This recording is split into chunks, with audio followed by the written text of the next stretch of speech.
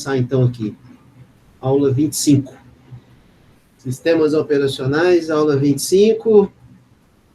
E vamos começar um assunto novo, né? Sistemas de arquivos. E para falar de sistemas de arquivos, nós vamos fazer a seguinte. No final da anterior, eu já deixei ali um gancho, né, sobre sistema de arquivos. Já assim, buscando contextualizar a importância da abstração. Não sei se vocês vão lembrar, né, mas eu vou retomar naquele ponto ali, né? Quer dizer, o fato é o seguinte, o fato é que até agora, né, gente, a gente tá tratando de SEO, lógico, aí nós tratamos um longo período sobre processos, confere? Um longo período, vocês nem já se lembram mais, né? Já faz tanto tempo. Um longo período sobre memória, tá certo? E agora nós vamos entrar numa outra fase, vocês vão ver que ela não é tão longa assim quanto as primeiras duas, mas é fundamental da mesma forma, que é arquivos. Então, de uma forma, antes de eu começar a projetar aqui e mostrar as telas e entrar no detalhe, o que eu preciso de vocês é o seguinte, que é o finalzinho daquela aula anterior lá, que lembrem-se que o fato, lembrem-se que eu tenho 3 aí elementos que são, na minha visão, e de muitos, né, fundamentais, não são essenciais não, viu Daniel? E Gabriel, não são essenciais, na realidade são fundamentais. 3, tá? 3. Processos, espaço de endereçamento de memória e arquivos. Esses 3, eles compõem, falo com tranquilidade aqui, e para vocês não esquecerem mais, eles compõem, cara, um tripé, assim, né, que formam a base do conhecimento de sistemas operacionais.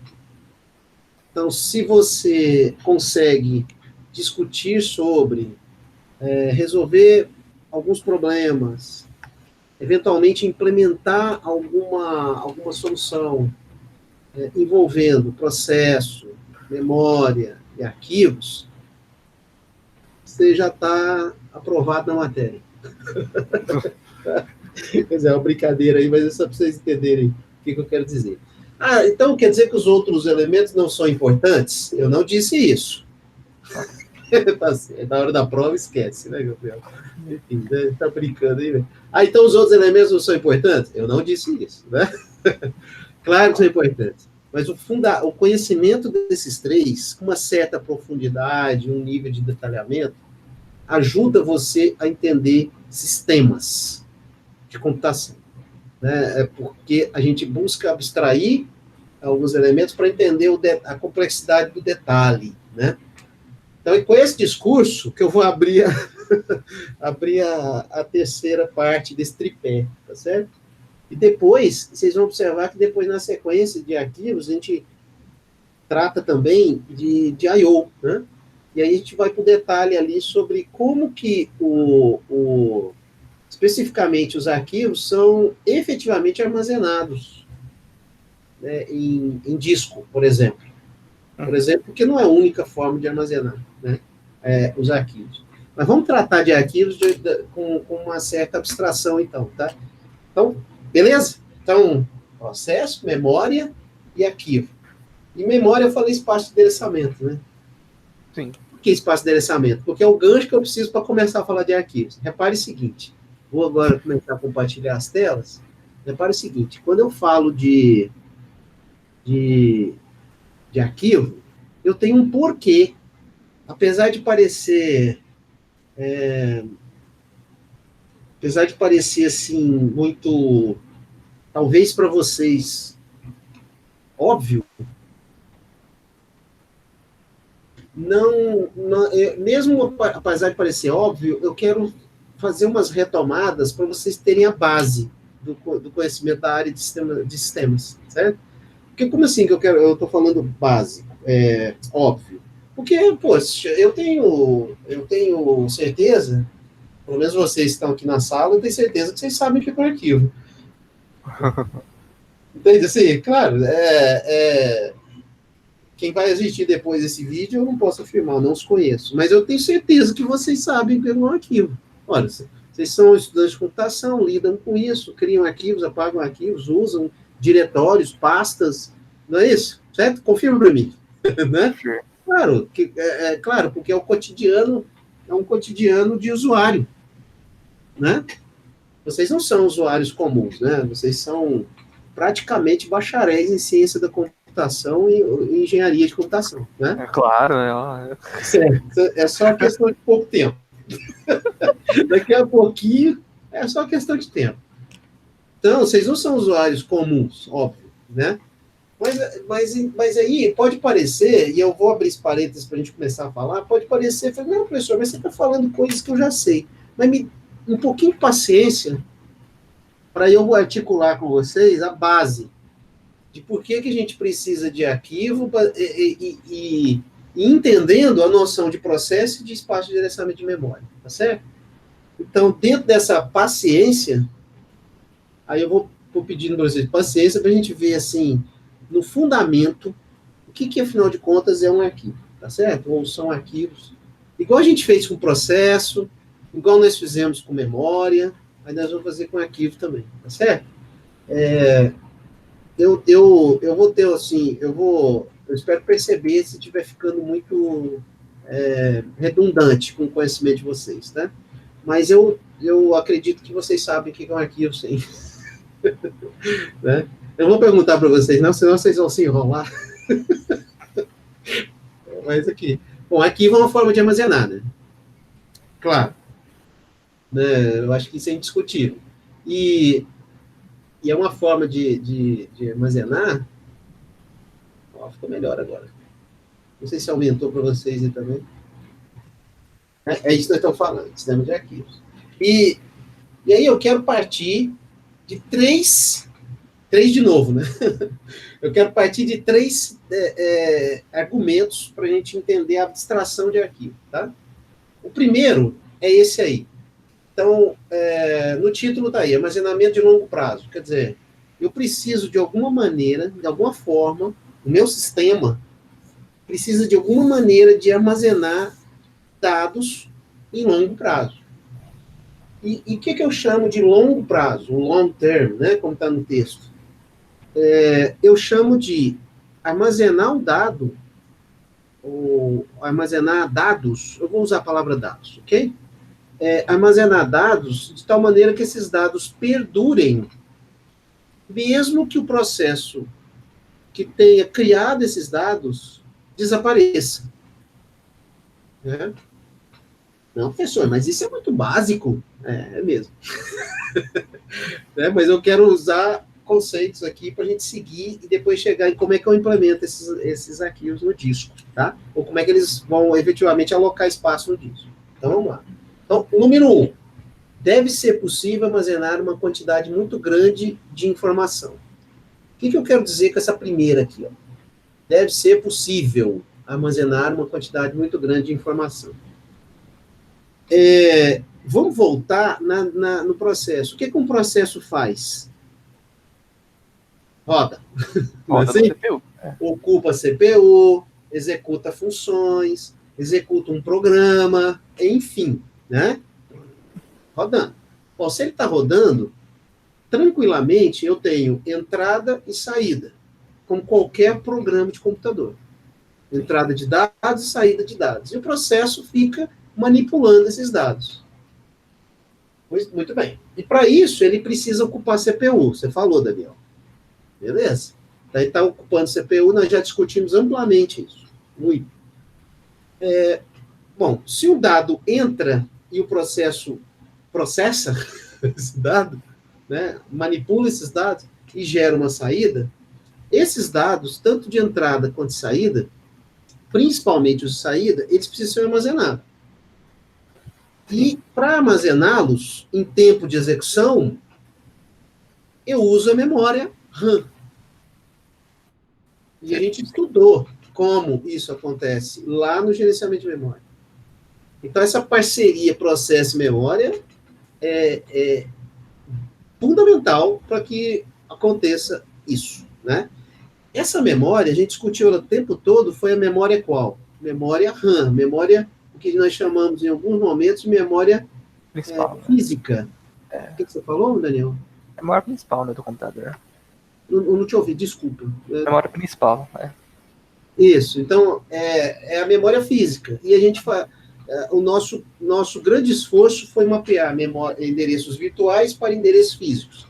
Mas, afinal de contas, os dados ficam na memória física, que é uma memória, claro, ao mundo óbvio aí, volátil. Tá? Então, se o processo está rodando, está gerando dados e tal. Beleza. Vamos seguir no raciocínio, dentro da base que eu estou construindo com vocês. O espaço de endereçamento virtual, lá no gerenciamento de memória, é uma solução para eu endereçar uma memória limitada e, geralmente, pequena, em relação a que processos precisam. Por exemplo, então, memória física de 1 GB. Ora, eu não posso ficar limitado a 1 GB na memória física. Então, toda a nossa discussão foi de criar um espaço de endereçamento maior que 1 GB, no meu exemplo, para que o processo faça endereçamentos, por exemplo, em 4 GB, e isso seja mapeado para 1 na memória física. Sim. Tá? Eu estou retomando um pouquinho para dar realmente um fundamento para vocês. Né? E vocês podem me perguntar sobre isso de novo, não tem problema. Então, entendem que, e se eu estiver errado, vocês me corrijam. Ou não estiver sacando. Então, 4 GB, o processo está endereçando 4 GB, no meu exemplo, hein? E está usando, na verdade, 1, que é a memória física disponível. 1 GB. Muito bem. Acontece que 1 GB de memória disponível é muito pouco. Né? Então, eu estou usando espaço de endereçamento. O número 1, agora olhando para o slide, o número 1 está assim: deve ser possível armazenar uma quantidade muito grande de informação.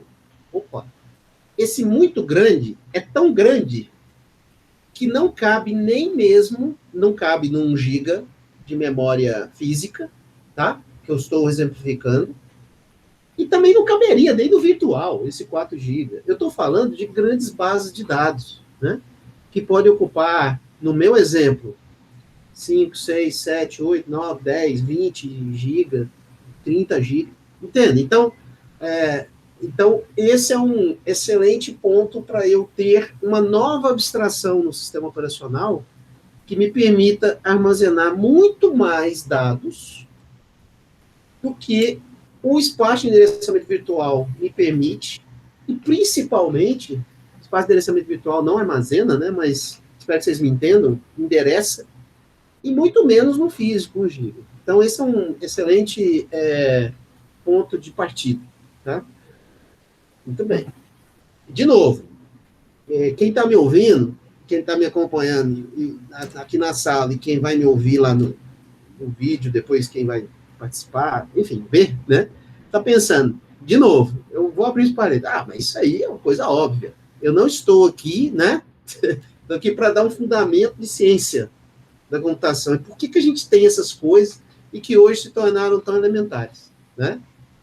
Beleza. O 2. Agora eu estou no 2. Deixa eu ver se eu consigo fazer uma marcaçãozinha aqui. Aqui, ó, o 2. Não consigo. Aqui, ó. 2. A informação deve sobreviver ao término do processo que a usa. Né? Esse português aqui está meio... Mas vamos lá. A informação deve sobreviver ao término do processo que a usa. Informação e dado aqui, eu vou pedir licença, né, para às vezes falar dados, às vezes falar informação, mas nós sabemos a diferença entre uma coisa e outra, né, não é verdade? Mas, nesse contexto aqui, eu acho que vocês vão me perdoar. Então, o dado, né, tem que sobreviver ao término do processo que a usa. De alguma forma eu já falei isso, né? Agora há pouco. Quer dizer, o processo entra, roda no CPU, blá, blá, blá, blá, blá, blá, blá, blá, blá, blá, blá, blá, aqui é no bom sentido, tá? Então o processo vai rodando, vai gerando dados e tal. Aí o processo termina. Bom, se eu ficar só na abstração, processo, e na abstração, espaço de endereçamento de memória, isso não vai acontecer. O que não vai acontecer? Os dados vão se perder. Então, eu preciso de uma terceira abstração, que é o que nós vamos discutir. Arquivo. Então, eu preciso ter um novo espaço de endereçamento. Olha só. Uma nova forma de pensar em espaço de endereço e que não seja na memória qual? Física lá, RAM. Primária. Física, memória RAM. Então, eu tenho que pensar num outro modelo. Entende? Assim, o modelo que a gente está discutindo agora não serve, até agora, para eu ter informações que persistem após o processo determinado. Porque você voltando nas nossas aulas, você vai ver que em algum momento eu disse que um processo é criado, aloca o espaço de memória, não é assim?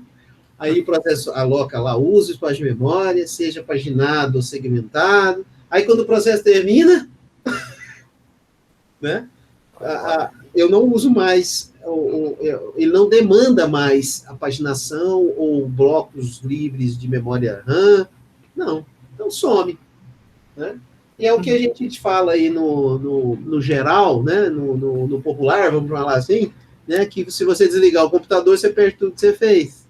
Na verdade, isso tem uma história, né? Tem uma história de por que a gente chegou nesse ponto. Beleza. Esse 2 tem um nome que nós usamos no nosso cotidiano, né? Que é um nome um pouco mais técnico, que é persistência, né? Então, a persistência, nesse contexto, é você ter o dado armazenado na memória que não seja memória física, né? Eu preciso de um modelo para tratar isso, mesmo depois que o processo que gerou aquele dado termina. Beleza. O 3. Múltiplos processos devem ser capazes de acessar a informação concorrentemente. Ora essa. Então, a gente já estudou concorrência aqui. Não é? Vocês lembram ainda? Foi lá, né, todo aquele pedaço lá de processos, né? Eu acho que eu estou olhando para a tela, por isso que eu estou percebendo que eu estou fazendo diferente. Vamos inverter a tela aqui rapidamente. Agora sim, é porque eu estou olhando de lado para olhar no material, e aí eu perco o contato aqui visual, às vezes, eventualmente com vocês aí. Ó. Pronto, acho que agora vai ficar melhor. Aí, ó. Então, o 3, né? Múltiplos processos devem ser... Deixa eu fazer uma pergunta para vocês. Eu mudei a tela, mudou o tamanho das fontes? Tá maior. Bom, é porque eu mudei para uma outra tela que é menor, mas enfim. Então, o 3, eu estava dizendo, múltiplos processos devem ser capazes de acessar a informação concorrentemente. A gente já estudou concorrência, olha, estudou bastante, acho que detalhou como funciona, né? O Mutex, né? E outros instrumentos lá para prover concorrência. Aqui, eu estou falando agora de... Continuo tendo multiprocesso, só que agora eu quero que acesse. Que informação é essa? Aquela informação que não está sendo gerada na memória, no espaço de endereçamento de memória, da memória física, como a gente está falando. Mas sim em um outro modelo, que eu tenho que pensar nele, onde eu vou ter a alocação de uma memória, no caso, secundária, né? E aí eu vou ter processos concorrendo lá, acessando esses arquivos, certo? Então, esse é o 3. Beleza? Então, esses 3 aí elementos, e agora eu vou chavear aqui para o livro um pouquinho, só para contextualizar no livro, para que vocês tenham uma leitura mais sistemática e que ajude a fixar, né? Esses 3 estão aqui, ó. 1, 2 e 3, tá? Então, tem que ser possível armazenar uma grande quantidade de informação, a informação deve sobreviver ao término do processo que está usando, os múltiplos processos devem ser capazes de acessar a informação de uma vez, né? Então, beleza. Um de cada vez também, né? Também é o caso, certo? Agora, vou pensar assim, beleza. Então, eu tenho esse probleminha aí. Está problematizado. Nós vamos pensar, olha aqui, ó. Estou usando agora o meu companheiro aí, o meu livro-texto, para me apoiar na minha explicação aqui. Vamos pensar o seguinte, aquele modelo lá da memória RAM, ele lida com memória virtual, paginação, aí no final a gente falou também de segmentação, etc. Né? É um modelo, né? E na ciência da computação, a gente usa muito modelos. Então, modelos, eles tentam retratar a realidade, né, de uma forma que a gente consiga compreender a realidade e tratá-la, né? E é isso que a gente está estudando aqui em sistemas operacionais. Apesar de ser uma coisa bem software, hardware, e que tem que funcionar, claro, um código funcionando, programas, né? Mas o modelo ajuda a compreender. Nesse contexto, o modelo que a gente pode pensar em um modelo assim, ó. Não, a gente pega a informação, né, que a gente está discutindo aqui, a informação que tem que sobreviver, e vamos dividir em bloco. Bloco é fácil de entender, não é? Dentro de SO. Uhum. Né? A gente está falando de bloco desde que a gente começou esse curso. Vai dar vários nomes para eles, né? Por exemplo, o tamanho de uma página, às vezes eu chamei de bloco. O segmento de memória, eventualmente eu chamei de bloco também. Né? Nós discutimos até tamanho, né? Tamanho da página e tal. Vamos pensar que a gente tem um bloco que tem que ser lido e tem que ser escrito. Tamanho dos blocos, exatamente, Gabriel. Tamanho, aquela lista encadeada, né, de blocos para compor, para estruturar a memória física. A gente olhou isso. Os buracos de memória física, né, que podem ser implementados com lista encadeada, ou mapa de bits. Tá vendo? Isso lá na memória física. Aqui, vamos pensar que o arquivo, ele é uma abstração também, e ele vai ser tratado, né, como uma abstração, como blocos. Vamos pensar, então, que o arquivo é uma sequência linear de blocos, de um determinado tamanho, talvez fixo. Né? E aí, o que eu vou ter que fazer? O processo vai ler esse bloco e vai gravar nesse bloco. Vamos pensar assim, inicialmente, para a gente ir evoluindo em arquivo, e depois, quando a gente chegar lá em disco, a gente vai ver como é que isso efetivamente acontece em um disco, em um dispositivo de saída, tá? De I/O, né, em geral, né? Beleza? Então tá aqui, ó, read block key, write block key, tá bom? Bom, que 3 problemas que a gente precisa pensar assim, né? Se eu tenho um bloco, eu tenho que ler e gravar. Lá na memória RAM, a gente viu como a ciência se desenvolveu para tratar essa questão na memória RAM, né? Na memória física. E nessa situação, onde eu tenho arquivos muito maiores, ou um conjunto de dados muito maiores do que aquela memória RAM. Número 1, qual que é a pergunta do 1? Como é que a gente acha esse bloco aí? Como é que eu vou achar esses blocos, já que eu tenho um monte deles? Tá? Se fosse lá na memória RAM, a gente descobriu umas maneiras, né? O programa endereça, aquele endereçamento mapeia, aí vai para a TLB, aí da TLB eu tenho que achar, se não achar na TLB, vai lá. Você lembra daquela discussão toda? Aí vai lá na memória física. E aqui, se eu tenho blocos, como é que eu encontro esses blocos? Né? Então, uma perguntinha aí para dar um tempero, tá bom? Aliás, será que eu já falei para vocês? Perguntas são melhores que respostas. Não sei se eu já, pelo menos é assim eu penso. Perguntas fazem pensar, respostas não.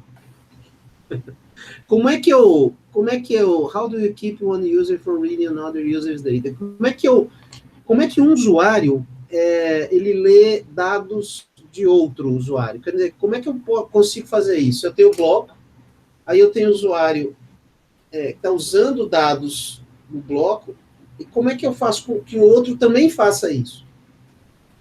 Eventualmente ao mesmo tempo, um de cada vez. Certo? Como é que é, Daniel? Questão de concorrência, né? Isso aí.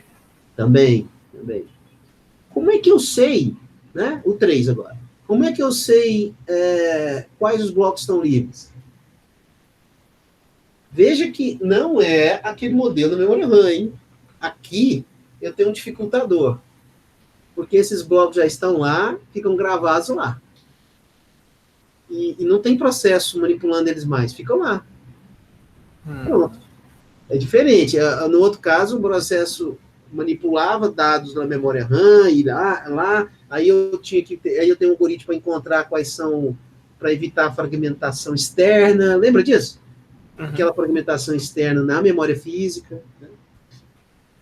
E nesse caso aqui eu vou ter muito mais blocos, e como é que eu posso fazer isso? Vocês vão perceber, quem está prestando atenção já deve estar aí maquinando. Eu lembrei dessa expressão, é antiga, né? Daí, ora, pode ser parecido, não pode? Um pouco, Né? A técnica, ela pode ser parecida. Como é que eu posso encontrar blocos no livro? Vocês arriscam agora? Assim, de imediato? Como é que eu faria isso? Os blocos estão lá. Vai ter um sistema de endereçamento também, né? Exato, eu preciso de ter um jeito, eu preciso ter uma forma de chegar nesses blocos. Perfeito, né? Certo. Eu tenho uma forma de chegar nesses blocos, um determinado processo que quer ler o bloco, né? Perfeito. Eu preciso de uma maneira de estruturar uma arquitetura de ligação entre esses blocos. Né? A palavra arquitetura aqui, eu gosto muito dela, é você ter componentes no seu espaço de solução, né? E que eles têm que estar ligados de alguma maneira. Então, esses blocos têm que estar interligados de alguma maneira. Como é que eu posso ligar esses blocos? O que vocês acham? Tem como fazer isso? Vamos supor que eu tenha blocos de, sei lá, 4K. Pô, 4K de novo. 4K lá na memória RAM. Mas, sei lá, blocos aí de 64K. Bom, um bloco de 64K não caberia um arquivo, então precisaria de vários blocos de 64K para que um arquivo estivesse contemplado, né? Uma maneira de organizar isso pode ser qual? Contíguos. Obrigado, Gabriel. Isso aí, né, Daniel? Daniel é porque foi mais rápido que você, viu? Ó, pode colocar eles contíguos. Ainda vamos discutir isso, os prós e contras. Coloca um atrás do outro, simplesmente. Né? E isso também pode ser feito lá na memória RAM, e a gente em algum momento também falou disso. Olha só. Só que agora eu estou falando não é de memória RAM. Ou então eu posso ligá-los de uma maneira não contígua. Como é que fica o não contíguo? Usando o conhecimento que vocês têm. Pode colocar e endereçar os blocos para poder acessar para um arquivo individual. Sim. Eu tenho que ter um bloco de início. Eu tenho que saber o bloco inicial. E aí, encadeando o meu algoritmo, os blocos que compõem aquele arquivo que eu estou acessando. Agora, eles podem estar contíguos e que tem prós e contras, como sempre, né? Agora, eles podem estar não contíguos. E aí? Qual que é a técnica que a gente podia usar? Vocês sabem. Uma lista, talvez, né? Uma lista, poxa. Eu posso usar uma lista encadeada, eu posso criar uma tabela de ponteiros. Vocês já ouviram falar da tabela da FAT? Deixa eu ver. A FAT? São muito jovens, né? Gente muito FAT jovem. Já ouviu falar? Tabela FAT. É isso mesmo, Gabriel. Tabela FAT. File Access Table. É um sistema de arquivos. Não, é porque você pode. Eu entendi sua pergunta, Gabriel. Tabela FAT ou sistema de arquivos? A tabela FAT. É isso aí. É porque muitas vezes você vê escrito em vários veículos aí, está escrito assim, sistema de arquivos FAT.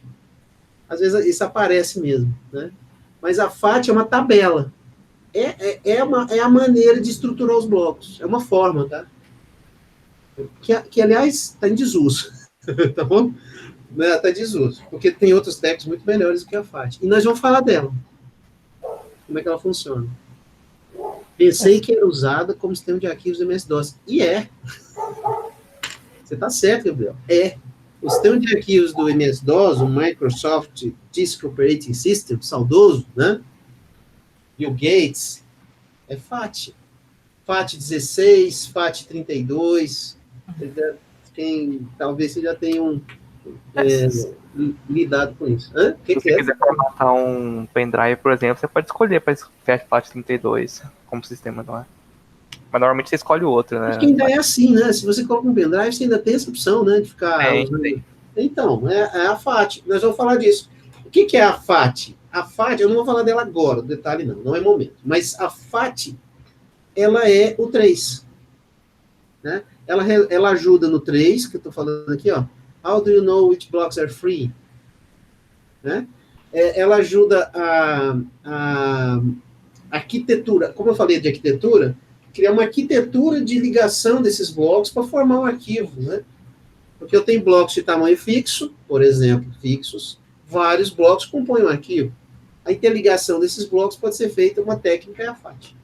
É uma tabela de arquivos, né? Pode ser uma tabela bitmap ou lista encadeada para ver esses blocos endereçados. Sim, sim. Agora que eu vi o seu texto aí, viu, Gabriel? Sim, claro que sim. Eu também posso usar bitmap para implementar isso. Tá vendo? O conhecimento já... Vocês têm conhecimento? Claro que tem. Todo mundo tem. Todo mundo tem um conhecimento prévio sobre os assuntos. Uns mais, outros menos, mas tem, né? E o conhecimento vem lá também das outras abstrações, né? Do processo, da memória, e agora estamos falando da abstração aqui. Muito bem. Legal. Só que eu vou abordar o assunto arquivos, né? Por duas vertentes. Então, eu vou voltar aqui agora para o meu... Cadê meu slide? A gente perdi ele. Esse aqui. Duas vertentes. Do ponto de vista do usuário e do ponto de vista do expert em sistemas operacionais, ou do ponto de vista da sua implementação, tá certo? Essa discussão que a gente acabou de ter agora, que vocês opinaram aí, falaram no conhecimento de vocês, que buscou responder essas três perguntas, tem relação com a forma de implementar os arquivos dentro do SO, tá? Ok. Mas, além disso, é importante a gente dar uma passada, e aí eu separei um material aqui, sobre o ponto de vista do usuário em relação aos arquivos. O usuário final mesmo, tá? E por que eu vou fazer isso? Porque das três abstrações, quais são as três mesmo? Olha o chato. O professor chato é assim, cara. Quais são as três abstrações mesmo? Processo, memória, arquivo. Espaço de endereçamento em memória, né? E arquivos. São as três abstrações. Dessas três abstrações, nós estamos começando a falar da terceira. Dessas três abstrações, arquivos é a única que entrega uma interface para o usuário. Beleza? Uhum. O nosso usuário, quem usa um sistema operacional, não está nem aí para esse negócio de processo, concorda? O que eu quero dizer com não está nem aí? Cara, processo é uma abstração que a gente criou aqui, e o SO implementa e tal, mas para ele, para o usuário, ele não percebe isso numa interface de um sistema operacional. Memória, muito menos, talvez. A gente pode até discutir aqui como ele poderia perceber isso, mas vocês entendem que, em primeiro plano, assim, ele não está se preocupando muito com isso, a não ser quando o computador começa a travar e alguém diz, não, está faltando memória. Mas ele não interage. Arquivo, não. A abstração arquivo, ela está descolada, separada das outras duas. Ela está separada de processo, separada de memória. Então, os arquivos existem por si só. Então, o usuário, com algumas chamadas de sistema, pode criar arquivo, apagar arquivo, renomear arquivo. Vocês sabem o que eu estou falando. Isso é muito básico, elementar, né? Pode criar diretório, pode criar uma pasta. Pasta e diretório é a mesma coisa, né? Sim. Os mais antigos falam diretório. Os usuários mais antigos, né? Os mais jovens falam pasta. Folder, não é assim, Daniel? Vocês são mais 20 e poucos anos, né? Eu ainda falo diretório, incrível, né? Mas mas é porque a gente o termo pasta veio com as interfaces gráficas, né? Mas enfim, a gente chama de diretório. Na implementação do sistema de operacional, a gente chama de diretório. A gente não usa muito pasta, não. Mas enfim, isso é irrelevante. O pasta ou diretório é a mesma coisa. Então, daí, a gente passar um pouco e discutir um pouco o ponto de vista do... Olha aqui, ó, tá marcadinho aqui, ó, para vocês. Ó. User's point of view. Bonito, né? Chique. Então, é o ponto de vista do usuário, tá certo? E do ponto de vista do usuário, aí nós vamos passar, assim, hoje, né, agora, né, então vamos fazer isso, alguns elementos que eu acho que vocês sabem, conhecem, mas eu vou abordar de uma maneira assim, tentando explorar um conhecimento mais científico disso, tá? Tá bem? Então, deixa eu fazer uma pergunta para vocês. Essa pergunta para vocês. Ó, vocês aí. Um arquivo, como o usuário tem acesso ao arquivo, eu acabei de falar isso, o arquivo está lá e eu posso fazer coisas, posso criar, apagar, renomear, não é isso? Posso fazer operações diversas com arquivos. E o usuário final, né? Quais são essas operações? Já falei algumas. Leitura, escrita, né? Então tá aqui, ó. Eu posso, nomear um arquivo, dar nome. Olha que interessante, nome. Ninguém dá nome para processo ou nome para memória. Isso não existe. Não faz sentido, né? Do ponto de vista do usuário. Mas o arquivo eu dou nome. Então eu posso nomear um arquivo. E nessa lógica, para nomear arquivos, eu tenho um conhecimento geral sobre nome de arquivos, não tem? Deixa eu fazer uma pergunta para vocês. Vocês usam mais qual SO? Só para curiosidade. Eu uso mais o Windows. Né? Usa mais o Windows. Você usa mais qual? Gabriel? Linux. Quando você usa o Windows, você usa mais a parte gráfica dele? Sim, né? Você já usou, ou precisou usar console do Windows? Eu já usei, já um pouquinho, mas não muito. Console ou terminal, aí esse nome, os SOs mudam um pouco essa nomenclatura, né? Ou console ou SO e tal. Bom, arquivos tem nome. E existe uma forma geral de nomear arquivos, né? Essa tabela aí é uma tabela bem assim, geral, né? Mostra aí que um arquivo em geral tem um nome e tem uma extensão, né? E a extensão, ela identifica, ou procura identificar o tipo, o significado daquele arquivo. Né? Então, aqui tem, sei lá, se o meu arquivo é .c, identifica um programa em C. Se um arquivo é .html, identifica um código em HTML, né, que é a linguagem de marcação usada em navegadores, né, para renderizar os dados, a informação no navegador. Né. Se é JPG, provavelmente está identificando uma imagem, né, provavelmente é uma imagem codificada com esse padrão JPEG. Se for um arquivo .pdf, é porque ele tem esse formato extremamente usado aí, todo mundo conhece em geral, os PDFs, né? E por aí vai. Se for um .text, opa, esse eu gostei. Vocês sabem o que é? TX? LaTeX, exatamente, isso mesmo, LaTeX. Tem gente, viu, Gabriel? Tem gente que fala latex, tem gente que fala latex, tem gente que fala latex, certo? Latex eu nunca ouvi. É latex, latex. É. Latex, isso. Isso mesmo, latex. Galera, tá, mas uma pronúncia bem comum é latex. Mas sem compromisso a pronúncia, vai.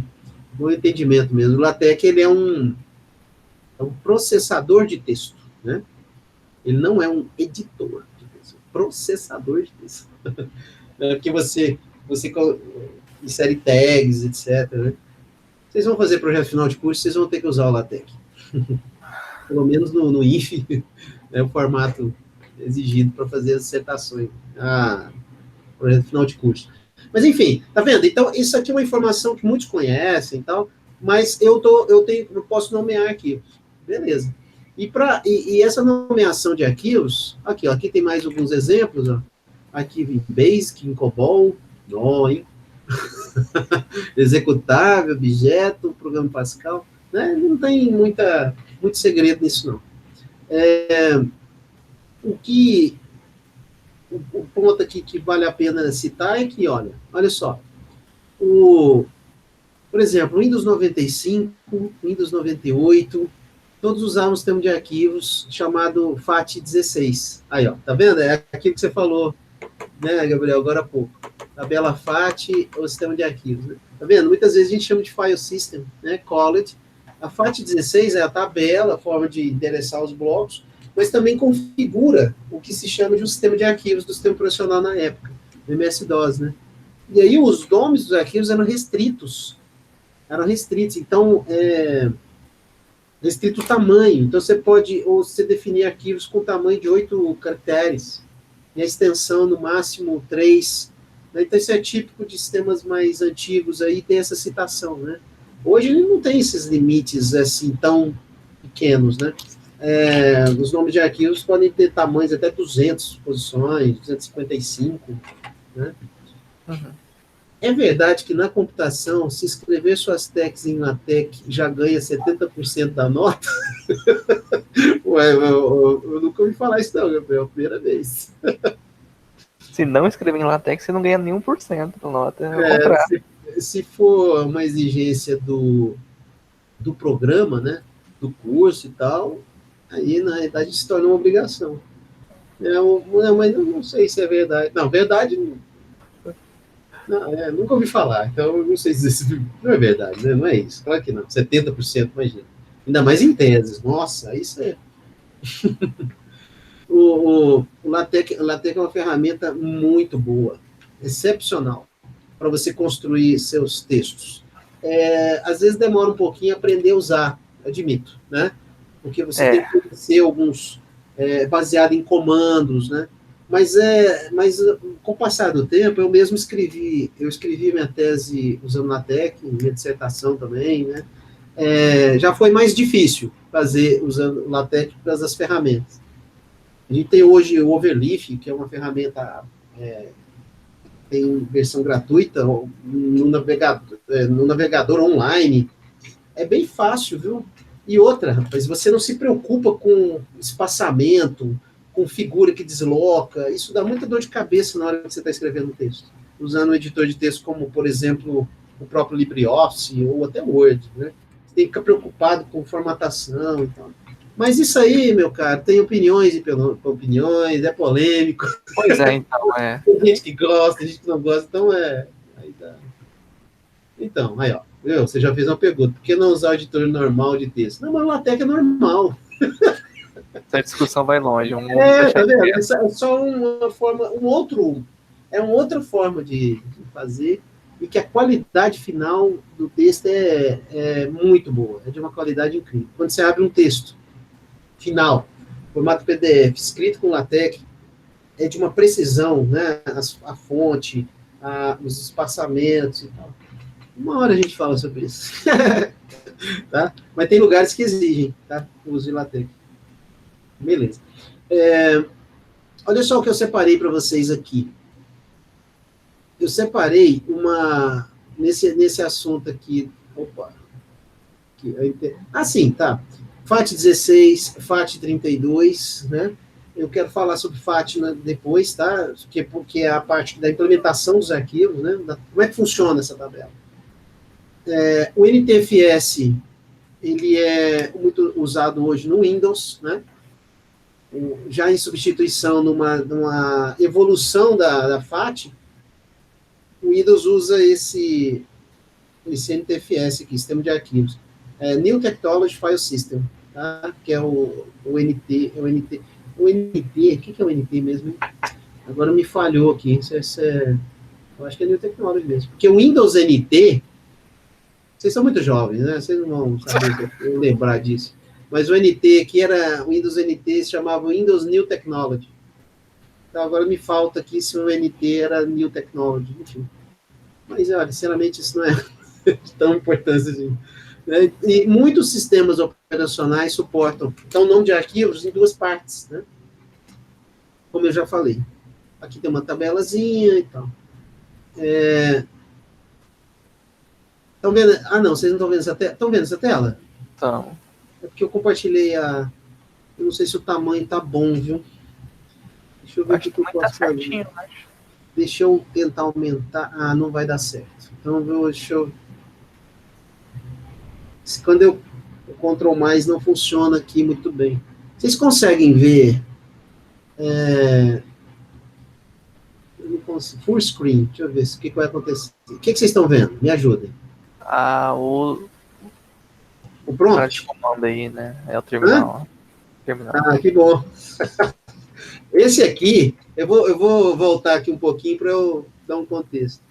Esse aqui é uma console, é uma curiosidade que eu achei legal mostrar para vocês aqui, do MS-DOS, versão 2.0. Como é que ele funcionava, tá? É assim, né? Abriu aí. Deixa eu achar aqui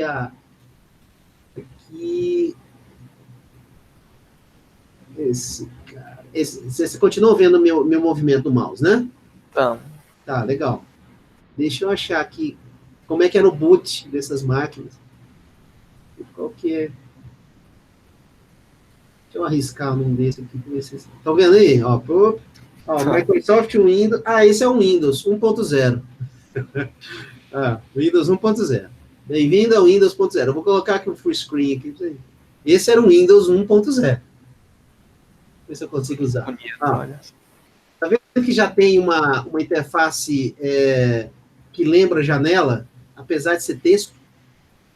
Né? Então, isso aqui é um Windows 1.0, o mouse eu já conseguia, na época, usar mouse, ó, né?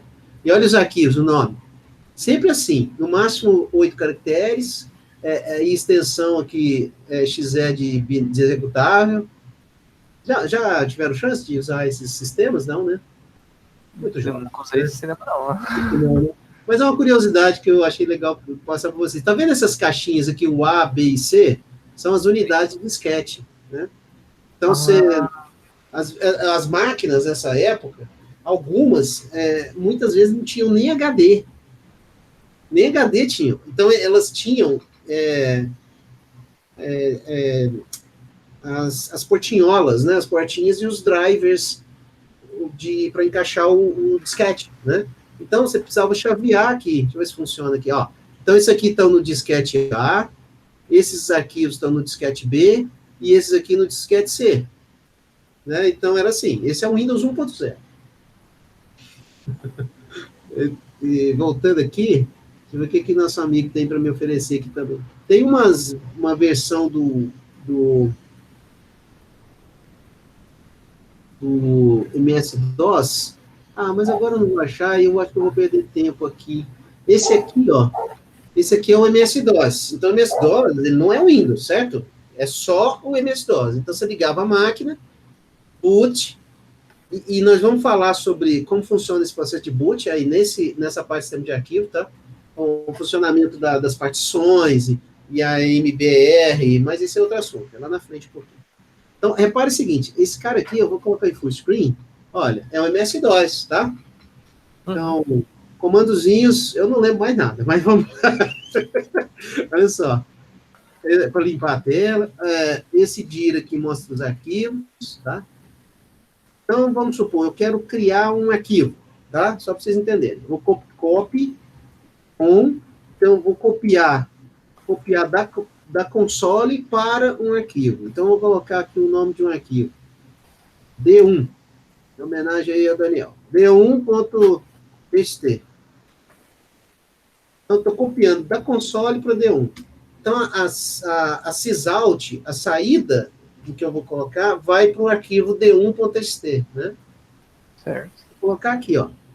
Primeira aula de, sei lá, file system. Ok? Certo. Enter. O que acontece? Isso aqui já eu estou mostrando aqui, mas já é conteúdo do seu de arquivo. Um arquivo, ele é estruturado, ele pode ser ou estruturado ou não estruturado. Tá? Qualquer arquivo. E o SO, ele enxerga dois tipos de arquivos, como eu falei, estruturado e não estruturado. O arquivo não estruturado, ele é definido como, por exemplo, um arquivo binário, um arquivo executável, ou seja, é até indecifrável, você não consegue nem identificar claramente os registros dele, né? Um arquivo estruturado, e esse aqui é um exemplo, é um arquivo texto, né? Eu posso compor esse arquivo em linhas. Então, quando eu digitei primeira aula de FS é File System, né? Então eu estou escrevendo a primeira linha do arquivo. Quando eu bati o Enter, eu registrei um caractere especial, chamado carreagem return, que é o CR. Quem já programou com arquivos, sabe isso, já conhece isso, né? Vou perguntar para vocês que estão na sala. Vocês já programaram lendo arquivos? CR, exatamente. Exatamente, Gabriel. CR. CR é... Ó, eu vou aproveitar aqui. Aqui, ó, CR. Né? Ó, carreagem return. Né? Então, um arquivo texto, ele tem linhas, e as linhas são separadas por um caractere chamado CR, carreagem return. É um caractere especial. E você, quando você está programando em C, em Java também, mas em linguagens que lidam com arquivo texto, você pode inserir carreagem returns no arquivo, por exemplo, né? Certo? Então, deixa eu voltar aqui. Então, quando eu tecleio Enter lá, ó, eu estou tentando backspace, não vai voltar, não é assim, isso não é um editor, né? Então, eu bati o Enter, estou na segunda linha.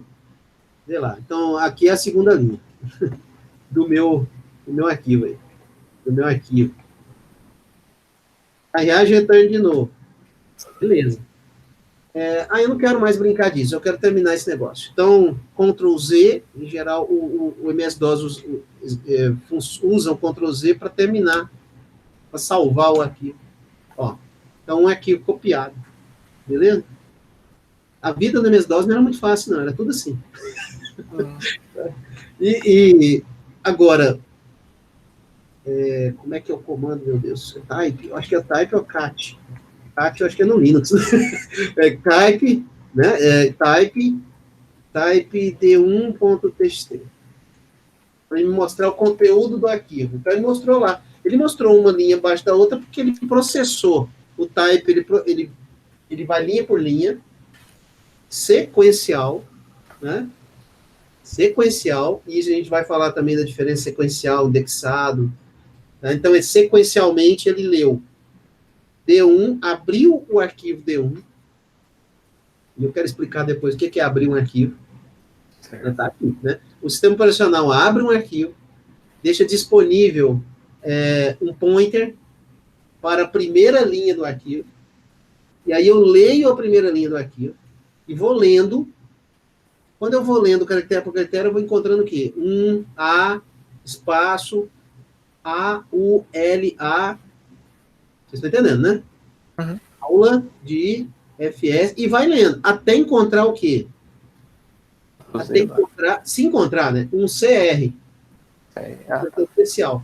Achou o CR, ele interpreta como quebra de linha, que é o carreagem return, né? E na sequência um line feed também. Eu não tinha lembrado de falar o line feed. Vocês já usaram a máquina de escrever na vida de vocês? Já. Nunca, né? Sério? Já. Por quê? Minha mãe é professora, a gente tinha uma máquina aqui em casa. Só que, tipo, Tá. usar só que quando era criancinha só, né? Faz Um, tempo. um arquivo texto, ele tem o carreage return. Qual que é a tradução desse negócio? Consegue? Um retorno de quê? Na máquina de escrever, a gente chamava de carro. Carro. Porque você vai escrevendo, ela vai deslocando. O carro é aquela peça.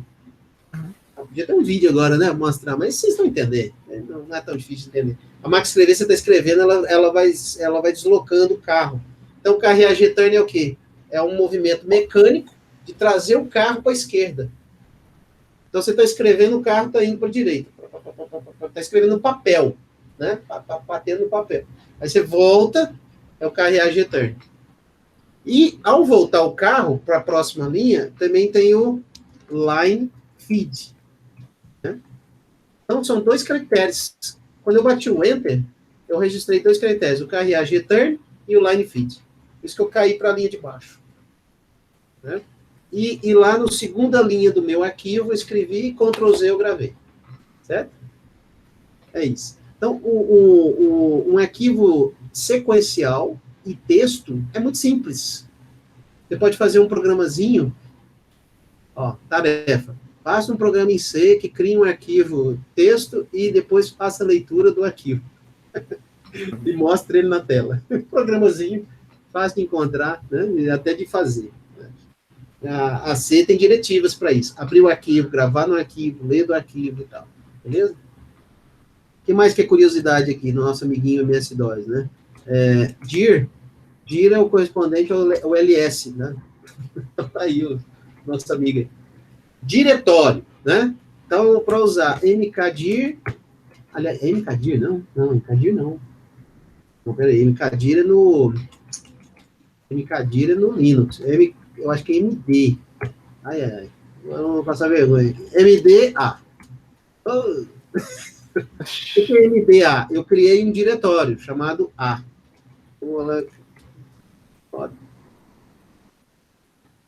Criei mesmo. É porque tem um ATXT ali e me confundiu. Deixa eu... Tá ficando divertido, né? Deixa eu deletar aqui esse... Eu vou... Aí.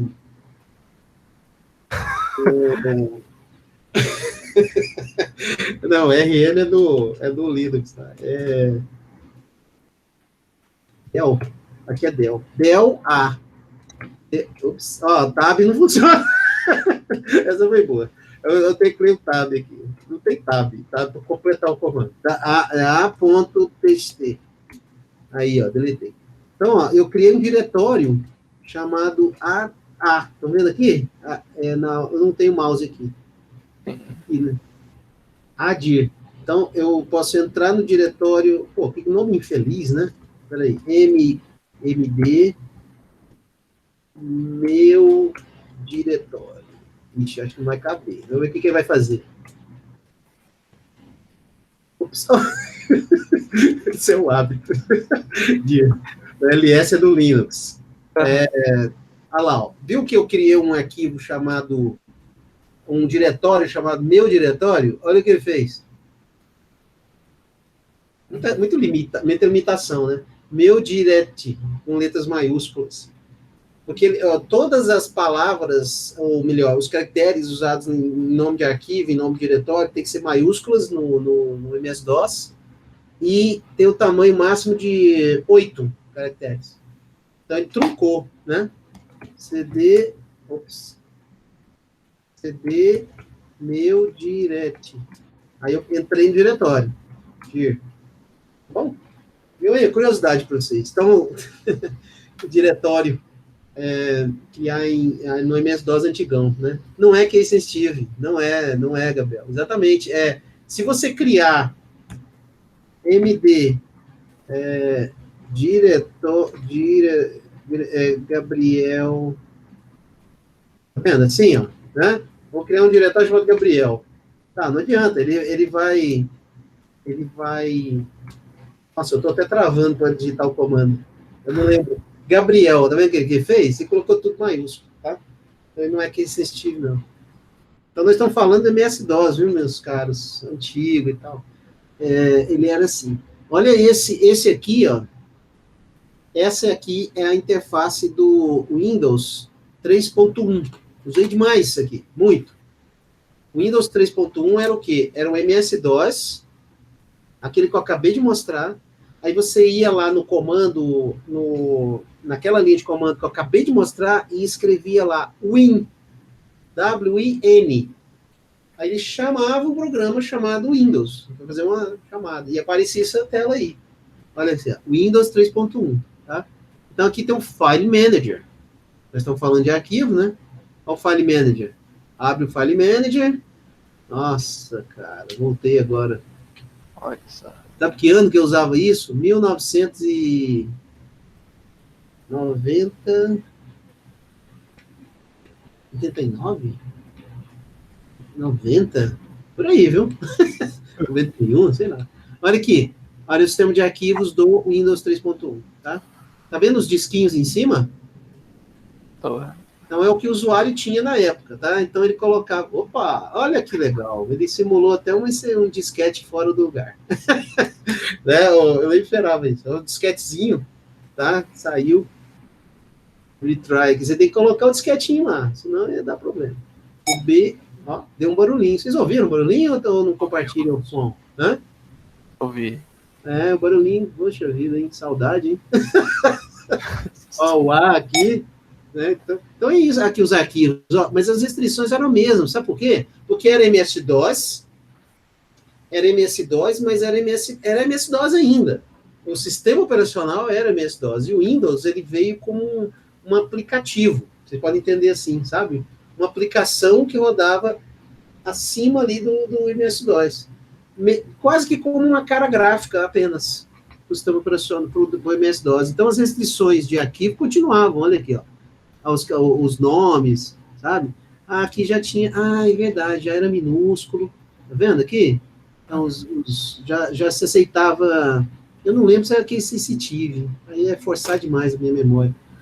Mas o importante é você terem uma noção, assim, dessa tabela que eu estou mostrando aqui, ó, né, como isso ainda é vigente em alguns sistemas operacionais, inclusive, algumas restrições e tal, né, de tamanho, que tem que ter extensão ou não, né.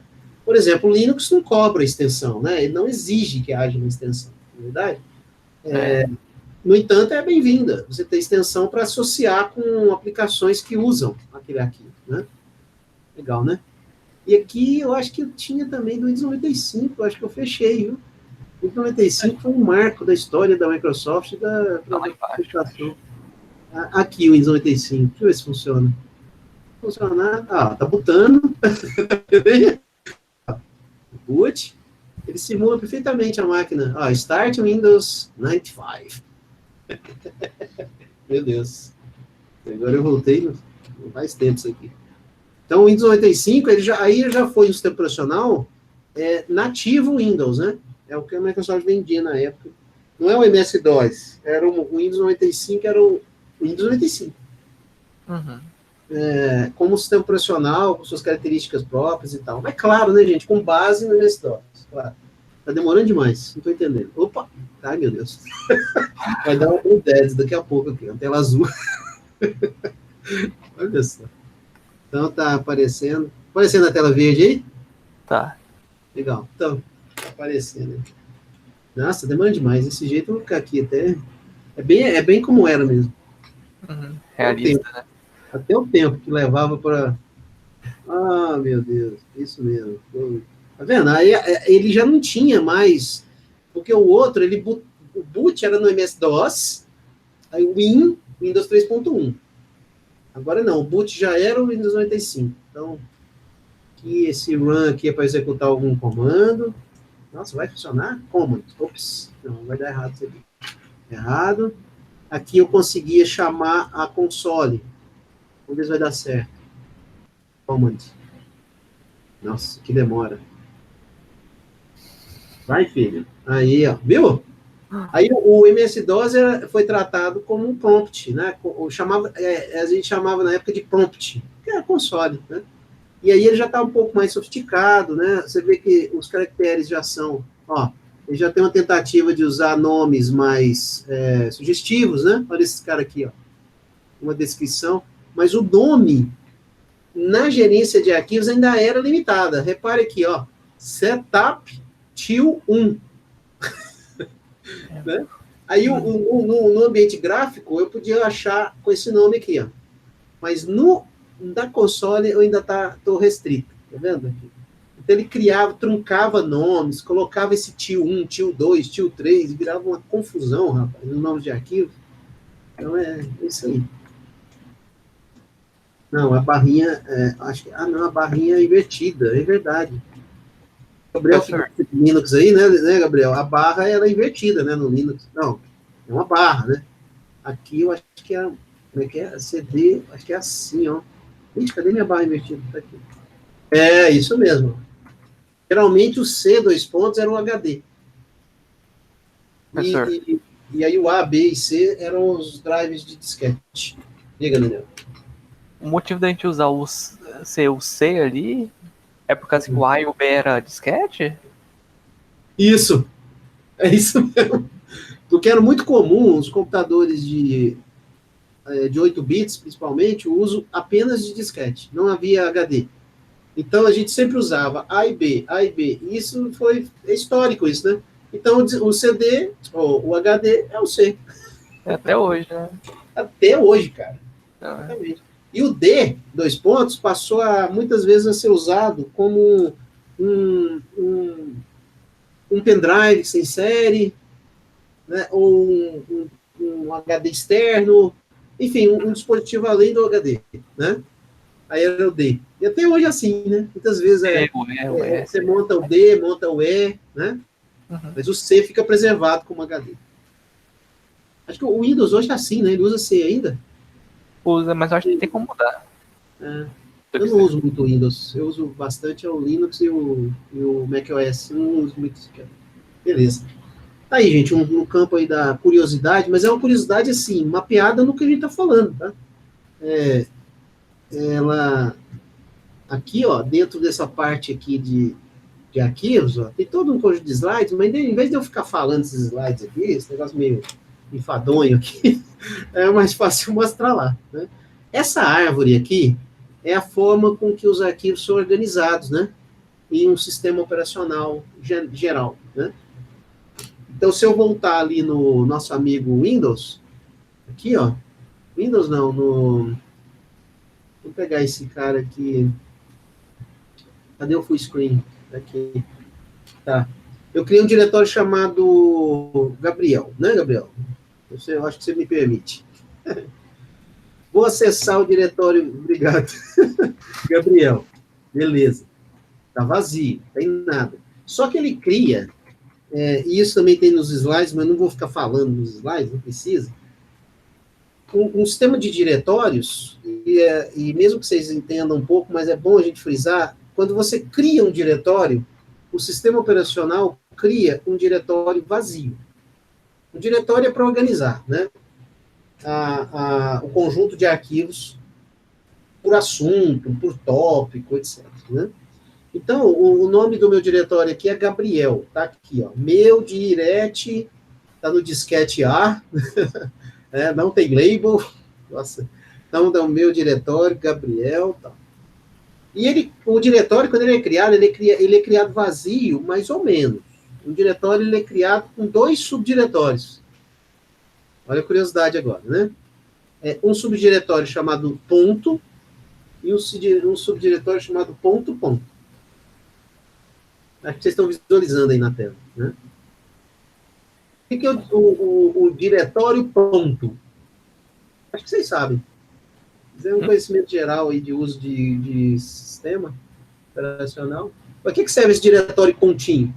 O meu mouse aparece para vocês? Me falem. Aparece. Ok. Esse pontinho aqui, ó, esse aqui é um diretório, né? E aqui tem outro diretório, ponto, e não tem mais nada. E ele chama isso de arquivo. Tá?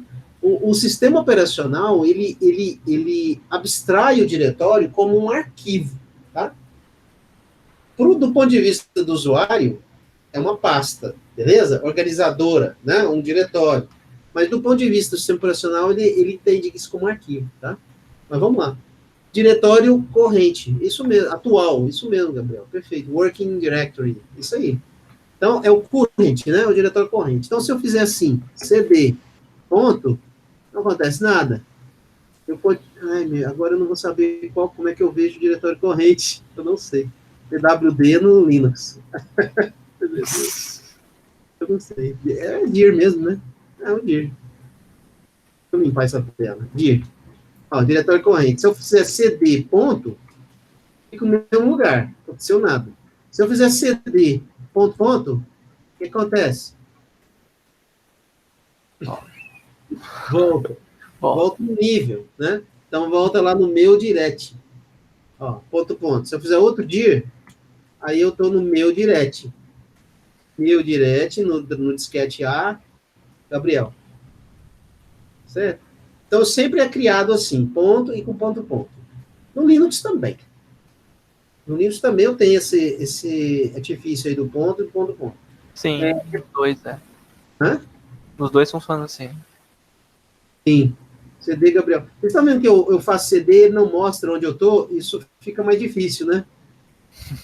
Eu tenho um comandozinho para fazer isso, eu não vou lembrar de jeito nenhum. Não vou passar essa vergonha.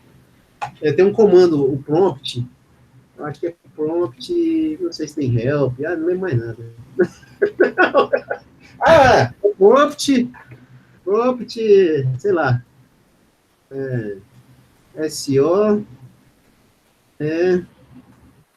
pão, e mais da conta. Vixe, Maria. Ele não deixou, é muito grande. Prompt, SO.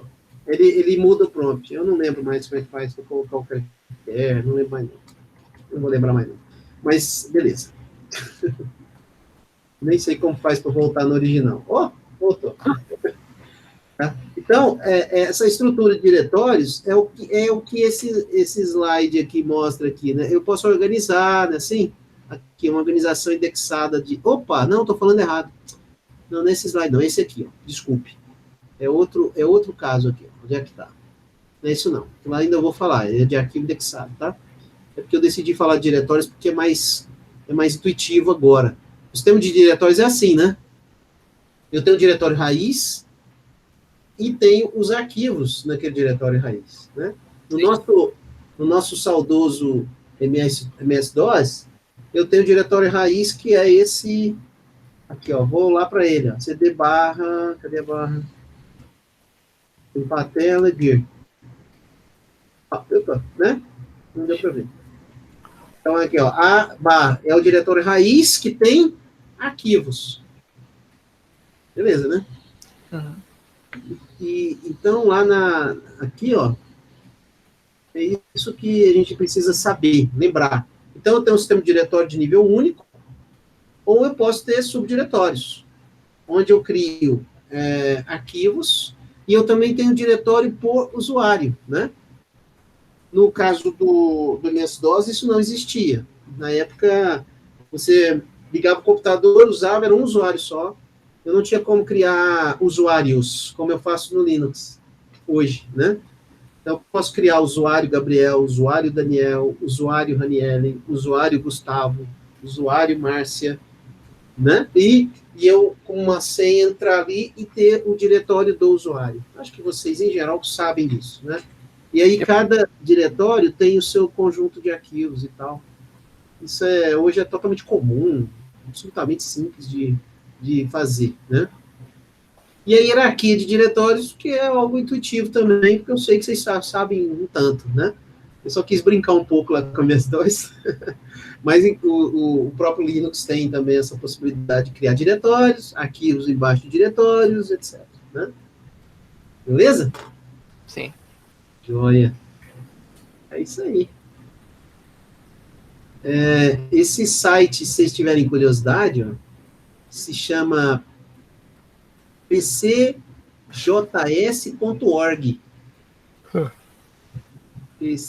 cjs.org. Vou colocar no chat para vocês aí. E ele tem vários emuladores, é bem divertido, cara. São coisas assim, bem antigas. Tem até arcade também, joguinhos. Ó, Space Invaders. Vou começar a brincar de Space Invaders aqui. Ó, isso aqui é cultura geral. Vocês conhecem Space Invaders? Claro. Oh, que bom. Tá bom. Tá bom. Gabriel, você não respondeu. Acho que você não conhece, ou então já está desconectado.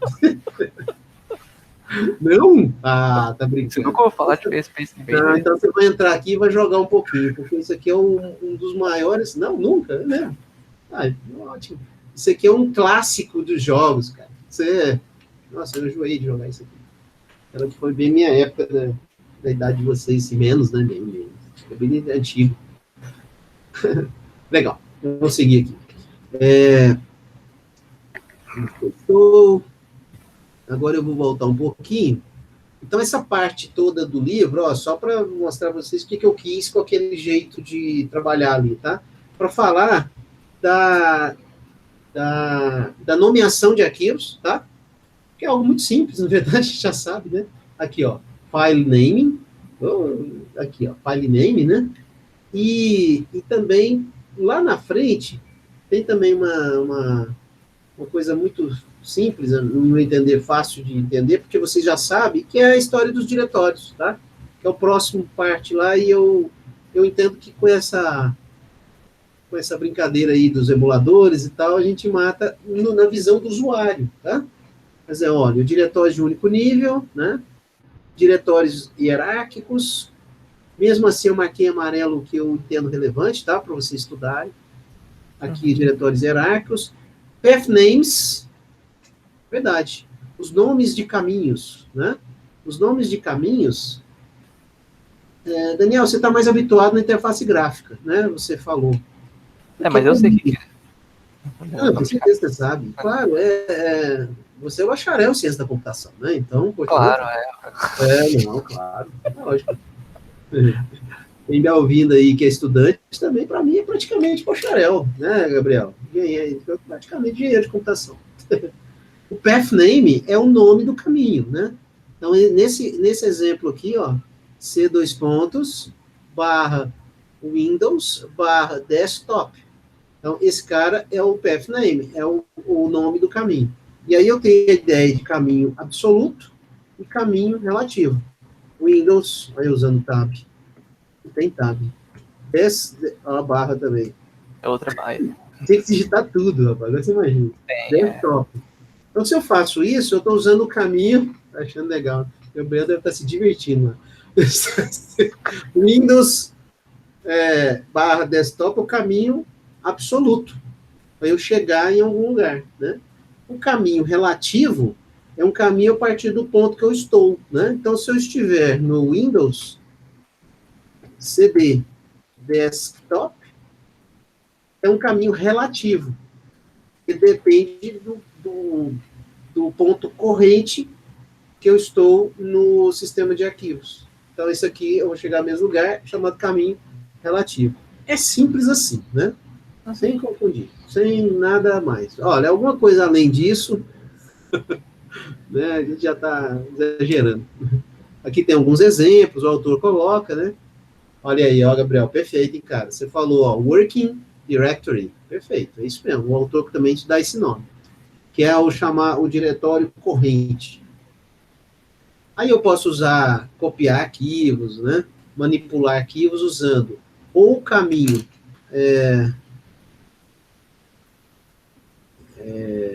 oh, meu Deus, absoluto, né? Que é esse caso aqui, ó. Eu vou copiar, isso aí, galera. Eu vou copiar o mailbox, o diretório, todo o conteúdo do diretório mailbox para mailbox.back, que é um arquivo. E o comando é a mesma coisa, só que eu não coloquei um caminho completo, né?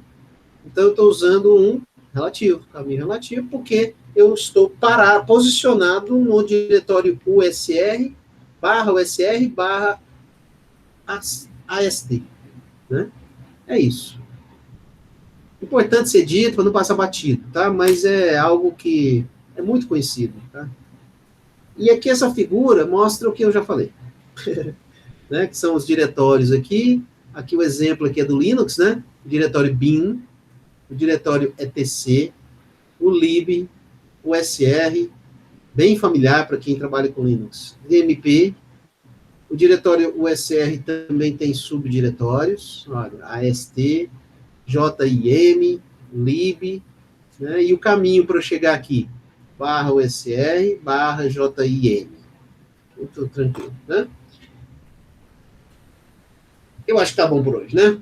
Na próxima, o que nós vamos fazer? Vamos dar mais uma complicadinha, que hoje foi bem light. Mas na próxima a gente fala ainda mais de alguns comandos para criar arquivo, deletar arquivo, diretório, mas isso vai ser bem simples, né? Bem rápido. E eu vou falar disso aqui na próxima, ó, né? Aí voltando, não é aqui que eu quero voltar, é aqui, ó. Nessa organização a gente detalhar um pouquinho, né? Olha, aqui, lembra que eu falei rapidamente um arquivo não estruturado, né? Olha, são bytes não organizados, vamos falar assim, e arquivos estruturados. E um arquivo estruturado, ele pode ser um arquivo eventualmente indexado, ou pode ser um arquivo organizado em registros contíguos. E que lembra aquilo que eu falei agora há pouco de arquivo texto, das linhas, né, de criar linhas, certo? Então, essa também é algo importante, né? Aqui, ó, registros, olha, né? A letra B. Olha a letra B aqui. Registros no arquivo, ou eu tenho em bytes de forma desorganizada, vamos falar assim, desestruturado, no arquivo executável é assim, né? São bytes organizados ali, mas que eu não consigo acessar, né? De uma forma sistemática. E arquivos dessa forma da letra C aqui, ó, em árvore. Olha, né? Onde me facilita a busca e por um índice. O que lembra também banco de dados e toda a evolução em termos de persistência e de armazenamento de dados. Legal? Eu quero falar disso. Acesso sequencial, aleatório. Olha aí, ó. O método de acesso direto aleatório. Os atributos de um arquivo, isso aqui é mais rápido. As operações de entrada e saída. E quando a gente passar pela parte usuário, que é essa que eu estou falando agora, aí nós vamos entrar no nível mais baixo, né, de discussão, que é aqui, ó. Cadê? Aqui, ó, a implementação. Como é que eu implemento a história dos blocos, né? Como é que é feito um boot? Então a gente vai discutir isso. Vocês trazem a experiência de vocês e a gente conversa aqui, né? Que é algo que quem gosta de computadores aí gosta de ficar fazendo, ficar particionar disco, ficar formatando disco, essas coisas, né? Tá bom, gente?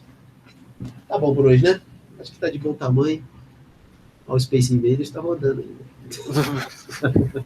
Tá? É isso aí. Gente, alguma ponderação final? O Gabriel já está agradecendo. Daniel? Tranquilo. Tá, joia. Gente, obrigado pela companhia, viu? Vocês. Você viu que a coisa anda bem, né? Tá joia? Aguardo vocês para a próxima, tá? Vou mandar a agenda. Falou? Beleza. Tá bom. Falou. Obrigado. Abraço. Obrigadão. Até lá.